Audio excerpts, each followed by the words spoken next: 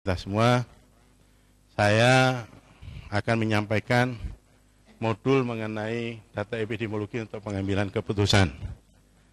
Ya, data epidemiologi untuk pengambilan keputusan dalam kurung konsep sistem surveillance response. Oke. Latar belakangnya, tujuannya, nanti di dalam modul itu ada peserta memahami definisi surveillance, memahami fungsi dan tujuan, ruang lingkup surveillance itu apa saja, arti data dan informasi epidemiologi, jadi data itu apa, informasi epidemiologi apa, itu beda. Kemudian kerangka konsep surveillance response. Oke, isinya nanti ada di situ, semua di modul itu. Nah, saya sampaikan latar belakangnya dulu, mengapa ilmu ini perlu gitu ya. Bahwa kita tahu, di dalam tatanan perencanaan kesehatan, nomor satu itu adalah stepnya ini adalah analisis masalah dalam rangka proses pengambilan keputusan ini. Step yang utama ini adalah analisis masalah. Nah, dalam konsep epidemiologi semuanya harus berdasarkan data, fakta. Asumsi sangat-sangat kita jauhi, apalagi intuisi. Tahu-tahu wangsit turun gitu aja gitu ya. Apalagi kalau keputusannya itu keputusan politis, itu sangat kita jauhi. Akan bubar semuanya. Nah, step berikutnya, kalau sudah dilakukan analisis masalah, tetapkanlah objektif. Nah, di sini objektif ini adalah penetapan prioritas. Langkahnya untuk menuju ke sini ini panjang. Karena masalahnya itu pasti tidak akan satu, banyak sekali. Tapi tidak mungkin kita mau mengambil semua masalah itu. Pasti akan kita tetapkan prioritas masalah. Dasarnya apa menetapkan? Ada beberapa teori. Ada yang melihat urgensinya, seriousness-nya, growth-nya bagaimana. Misalnya, kalau suatu penyakit itu case fatality rate-nya tinggi, mungkin jadi prioritas setting nomor satu. Ada penyakit yang cepat sekali menyebar.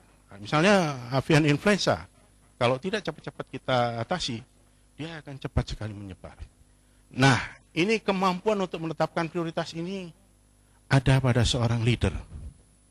Iya, pasti. Nah, kemudian setelah itu kita lihat inputnya.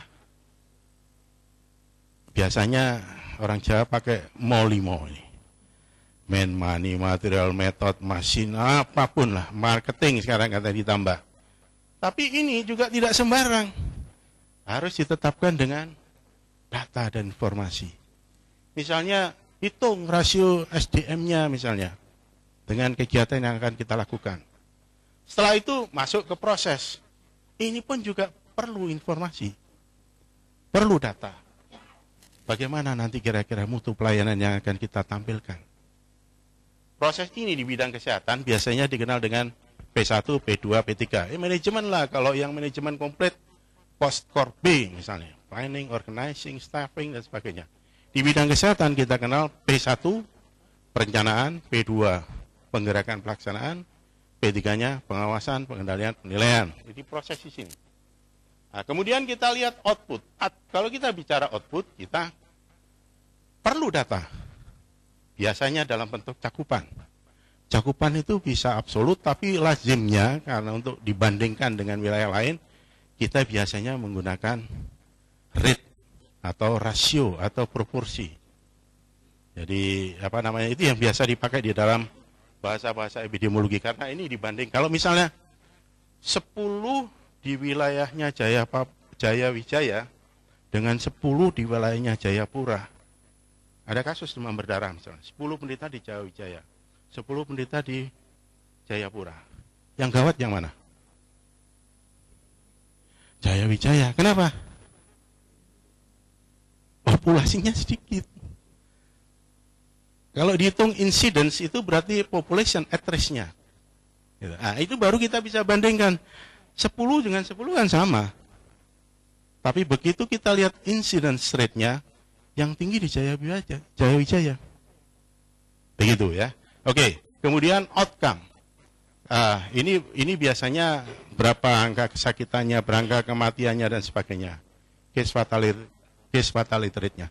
Semua proses ini diperlukan data yang berkualitas. Dengan metode-metode yang baku yang biasa dipakai. Nah, oke. Saya lanjut. Saya ambil satu definisi epidemiologi. Kalau kita lihat, ini Abramson, dia mendefinisikan bahwa kejadian penyakit, penyebarannya, dan determinannya. Kalau ini kita garis bawahi, kalau kita berbicara epidemiologi, kita berbicara mengenai penyebaran penyakit. Kalau kita bicara epidemiologi, kita bicara determinan. Penyebaran penyakit ini menurut apa? Isinya apa? Nah, biasanya kita kenal dengan berdasarkan orang, tempat, waktu. Bahasa Bataknya time, place, and person. Gitu. Nah, kalau kita bicara determinan, faktor-faktor determinan yang mempengaruhi kejadian penyakit. Kita kenal di epidemiologi adalah host, agent, environment. Jadi jangan khawatir, di epidemiologi itu lingkungan itu pasti sangat dibahas. Tidak ditinggalkan sama sekali. Nah, kalau kita ingin mempelajari epidemiologi ini, pastilah, oke, kita lanjut saja. Yakin bahwa ilmu ini harus melibatkan pengamatan dan pengukuran yang sistematik tentang frekuensi penyakit dan faktor-faktor yang erat hubungannya dengan kejadian penyakit. Pasti. Nah, apa ini? Mengapa ini dianggap penting? Penting. Karena penyakit pada manusia itu tidak tersebar, terbagi begitu saja secara acak. Tidak.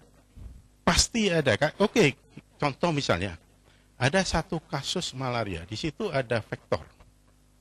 Tidak mungkin dia akan nanti menyebar, di sebelah sana, Kalau di sana tidak ada vektor, tidak mungkin ada terjadi penularan. Kalau tidak ada population at risk di sana, tidak akan terjadi. Nah, ini bisa dipelajari oleh epidemiologi, karena kita lihat faktor penyebabnya ini. Bisa hostnya, bisa agentnya, bisa environmentnya. Itulah sebabnya epidemiologi ini sangat penting. Nah, mengapa di dalam Permenkes 971 dikatakan di sini, seorang kepala dinas kesehatan provinsi, kabupaten, kota harus mengetahui konsep surveillance response. Telah mengikuti pelatihan ini yang harus dipenuhi sebelum atau paling lama 1 tahun pertama setelah menduduki jabatan struktural. Supaya proses pengambilan keputusannya berdasarkan data fakta yang diolah, dianalisis, tidak berhenti sampai dianalisis, harus dilakukan interpretasi data sehingga menjadi informasi epidemiologi yang penting untuk proses pengambilan keputusan. Tidak boleh ngawur. Gitu. Oke. Bagaimana caranya? Nah, faktor penyebab ini dapat diidentifikasi melalui pengamatan secara sistematik dan terus-menerus menurut faktor determinan dan distribusi penyakit dan masalah kesehatan. Masalah kesehatan ini salah satu diantaranya adalah masalah bencana. Nanti kembaran saya yang akan menerangkan, Bu Bella. Ini secara singkat, ini adalah surveillance.